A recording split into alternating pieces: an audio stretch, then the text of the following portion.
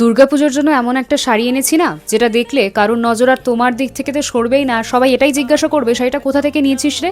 তো চলো বেশি টাইম ওয়েস্ট না করে দেখিয়ে দিই শাড়িটা কেমন দেখতে।